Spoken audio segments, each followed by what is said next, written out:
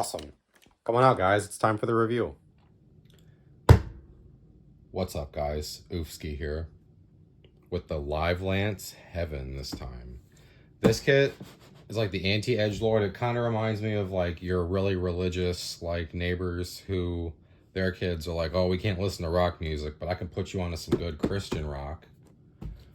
My mom doesn't like my Christian rock though. And then he showed me Demon Slayer and I was like, oh, brother. Well, all right. So this saint is in all white with some yellow that we should definitely paint gold. We got the Deathscythe's cloak, folds over nicely. This beam effect part looks pretty shimmery, which is cool. I hope it's actually shimmery when we get in there, and it kind of has an archangel pose here on the box. I like that this is flippable into all kinds of things. You could do like a halberd or like a regular scythe, or even just like a traditional like kinetic weapon like spear. Toy advertisement. Let's open this bad boy up. We do love those white kits though, because we can be lazy and not have to worry about stress marks as much. Gold polycaps, that's a great start. We got some lovely cloak pieces with nice lines. Oh.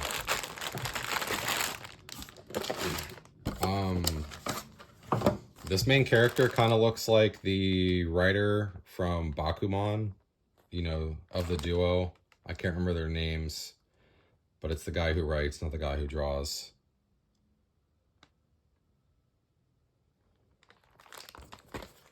And then we got Deathscythe, of course, and Versago, which I don't have any in my backlog. I've looked at them before. Should be interesting. This isn't white. There's white behind it. So there's white behind it. We got our yellow bits for that pompadour and the crest. These cool like Legionnaire helm pieces.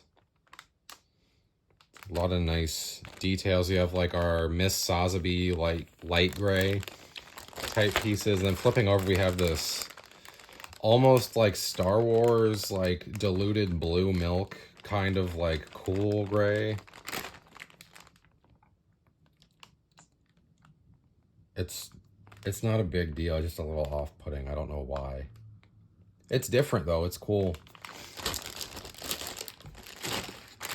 Stickers, got a couple shiny stickers, that's nice, but all of these matte single color stickers are kind of blasé. Like, can we just not? Yes. Okay, so this is sick. These are actually shimmery. That's going to be a really cool effect part. I might save the runner for this.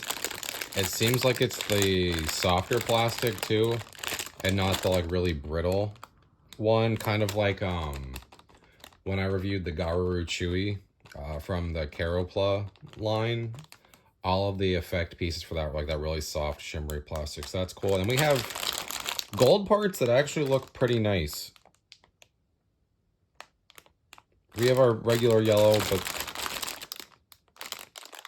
and a lot of nice hand parts. We got a regular hand, and then the grip on this hand looks really good for holding that scythe.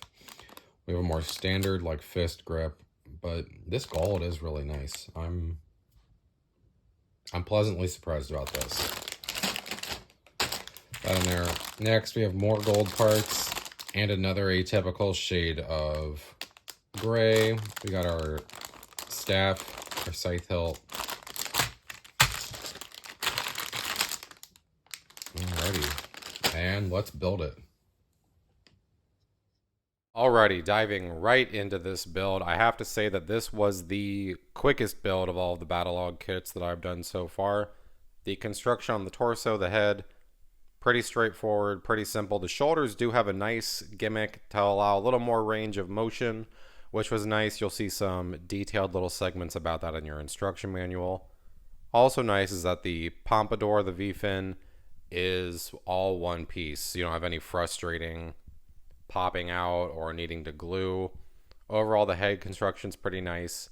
The legs have a similar flexibility gimmick to allow that double knee to really bend and give you a lot more posability, which is nice. This poncho that he has with the wings reminds me a lot of the Tequila Gundam, and I feel like that might be the custom that needs to happen, especially since there's a Gundam Deathscythe Hell extra skull bit. We could mold that with some green stuff into the sunburr, or maybe trim these wings short and get that poncho, have a nice Neo Mexico mobile suit ready to go. The gilded bits have a structural purpose to keep the little light blue parts attached on the inside of the wing while also giving it a nice splash of detail. And here we have our finished product. The thumbs up hand is supposed to be to hold the lance, but it also acts as a nice gesticulation, and since they're gold, they would work really nicely with the Gundam Strike Freedom as well. Adding that poncho, the emblem on the front facing forward reminds me a lot of the Talgis Flugel. That's an interesting design cue I didn't see picked up, and I love those clear pieces on the arms. Try to do some light minimal gray panel lining. Coming around, we have the wings opened up, revealing the archangel-esque design cues, that hand beckoning forward, and the lance in his hand. The lance's design reminds me a lot of the main character's weapon from Buso Renkin, the Kakugane, I think they're called. He had that little lance. I cannot recall his name. It was only like 12 issues long. It was by the same guy that did Buso Renkin, or I already said Buso Renkin, who did Rurouni Kenshin and Gunblaze West. Coming around the back, he's got a really long coattail, kind of like a pianist, which is pretty fun. And that veneer on the back does swivel side to side, which is really cool. Like I said, this construction was really simple, but that's not necessarily a bad thing. It had some really cool gimmicks while being simple. So, you know, there's nothing wrong with being an easy build as long as you have some interesting things going on here and there. Now let's add this effect piece, and this effect piece is kind of ridiculous, about as long as my hand. When you have it straight up and down like the javelin, it is quite imposing. I'm using the open hand to allow the spear to rest in both. Looks like he's about ready to square up. We did switch to the action base just to be on the safe side. The feet do have a good amount of articulation as well, so you can have them hanging and pointing down, setting up the pose a little better. And now let's switch it to its namesake, from the Livelance Heaven to more of those Deathscythe vibes. With the head swiveling down with ease, we now have the scythe form, the wings outstretched, and he is ready to strike. Very imposing. This is an angel here to reap souls, people. I do like the Legionnaire's pompadour on the top of the head as well. I didn't like trying to panel line it because I feel like the gap between the middle pulled a lot of ink, which wasn't great. The lines on the wings, though, as you can see, are really nice, very defined, very clean. So those were very fun. I just wish that the hands on these had a little more articulation and better molding, because while the shoulders do move really well, you're really limited by the hands. The hands popped out a lot while I was trying to pose this. And lastly, we'll just do a little bit more of a deeper pose so you can see kind of those legs bending and moving a little more. We've got the poncho wings folded back up into more of a defensive state. Last segment, we're just going to take a quick look at all of the spare parts we've got in here. First off, we have some lovely effect parts that were unused.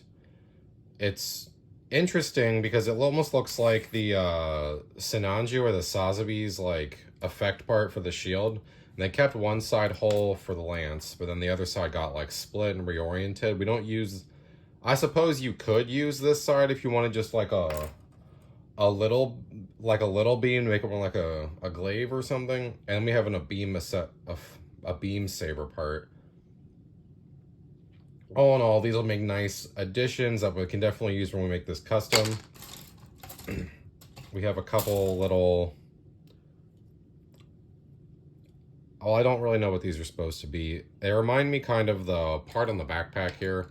They've got some really nice like venting details that we could get in there with like a drip marker and highlight all those details. And they've got nice connection points, so they could definitely be used for something. We've got a couple mismatched mechanical bits, look like either side of possibly a foot. And this also reminds me of a foot because it has that little socket bit that'll connect in there. So we'll see. Stop.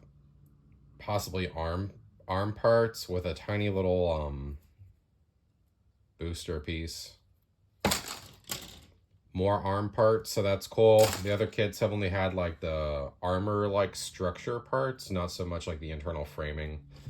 So that's fine. We have what might be parts for the other scythe layout. We could fiddle around with that. Some more vents, veneers, and a couple PC8s. Not like the most to work with, but that's okay. We'll see what we can make with it. Thanks for watching, guys. And tune in for Monday when we take on our last Gundam Breaker Battlogue kit, the Wing Sky Zero.